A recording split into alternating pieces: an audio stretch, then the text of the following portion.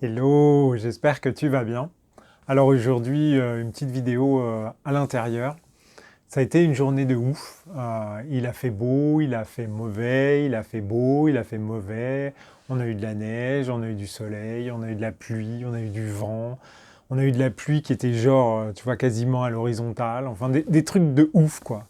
En l'espace d'une demi-heure, le temps changeait de manière complètement aléatoire. C'était vraiment bizarre, vraiment bizarre. Et, euh, et j'ai poursuivi mes réflexions, tu vois, autour de la matière. Et à un moment donné, je me suis posé les questions, comment je peux interagir avec le champ pour avoir un peu plus d'informations sur la matière et comprendre un petit peu, savoir si oui ou non, il y avait vraiment cette notion de est-ce que la matière nous en veut, en fait. Et, euh, et en fait, la première question que j'ai posée, c'était justement, est-ce qu'il y a quelque chose qui est contre nous?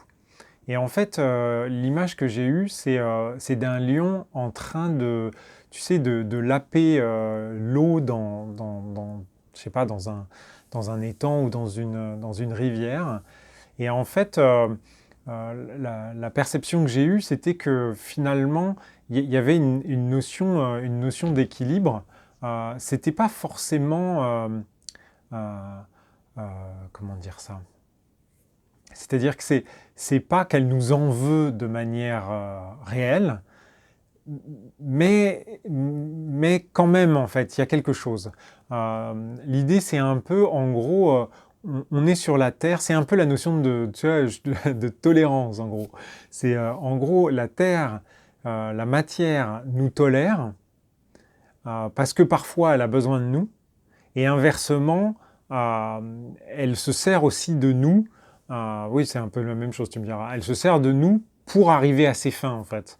C'est-à-dire qu'elle essaye pas de nous détruire ou quoi que ce soit, mais elle va pas forcément dans le sens de ce qui est bon pour nous, en fait.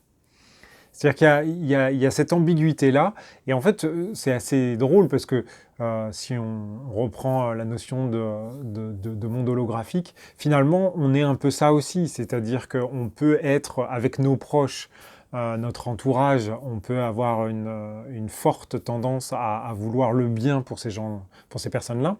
Inversement, pour des gens qui sont à l'autre bout de la planète, qui pensent pas comme nous, ou qui nous imposeraient des trucs ou des choses comme ça, on aurait tendance à vouloir pour eux quelque chose de différent en fait. Donc, donc finalement, on retrouve un peu la même notion que la matière, c'est un organisme vivant un peu comme nous, sauf que bon, on n'est pas le même type d'organisme vivant. Donc ça m'a paru super intéressant. Après, ce que j'ai demandé, c'est est-ce qu'il y a plusieurs types de matières et, et là, en fait, l'information que j'ai eue, c'était qu'en fait, il y a schématiquement, bien évidemment, hein, il y a une matière qui vibre plutôt haut et il y a une matière qui vibre plutôt bas.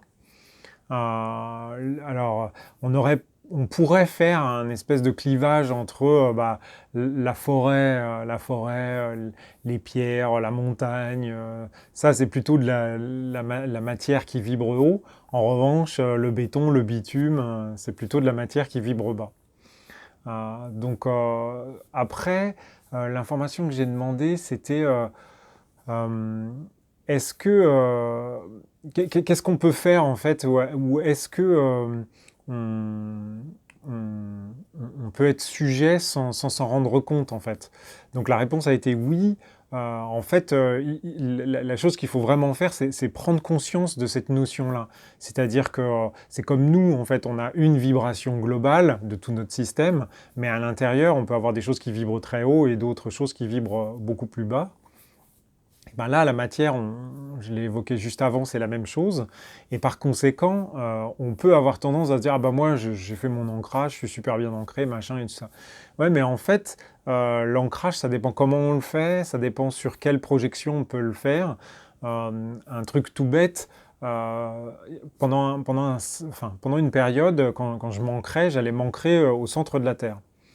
Et puis, un jour, quand j'ai fait ça, la vision que j'ai eue, c'était qu'en fait, la Terre, c'était pas quelque chose c'était quelque chose de construit, en fait. J'ai vu des tunnels, des tunnels avec des parois qui étaient quelque chose de construit, un peu comme alors, c'est pas les tunnels comme nous on les voit quand on les fabrique avec les trucs en béton et tout ça, mais c'est plutôt des tunnels un peu comme on peut les avoir dans les films de science-fiction, où en fait on a des morceaux qui sont agrégés comme ça, mais c'est pas des morceaux, elles ont des formes géométriques bizarroïdes.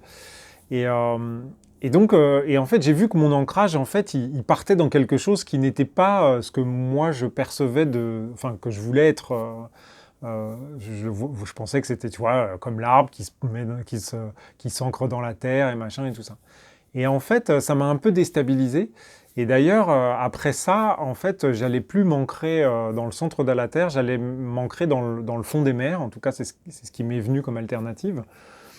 Et, et, et donc, je n'avais pas bien compris pourquoi, mais en fait, je me fais confiance quand je vois que je vais m'ancrer ailleurs, je suis le truc.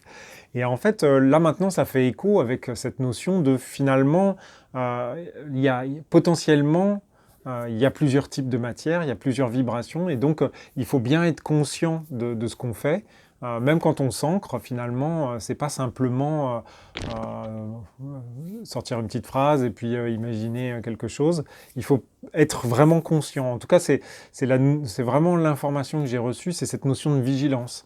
C'est-à-dire que c'est pas parce qu'on utilise des mots ou des préceptes qui sont soi-disant spirituels qu'ils peuvent être, en tout cas pour le système qui le fait, positifs.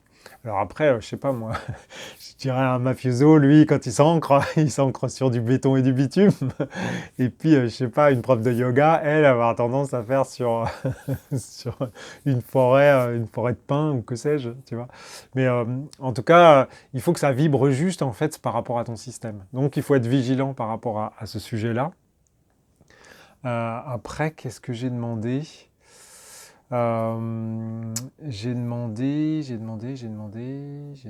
me souviens plus. Je me souviens plus. Comme je l'ai intégré dans mon système, en général, quand j'intègre des trucs, bah voilà.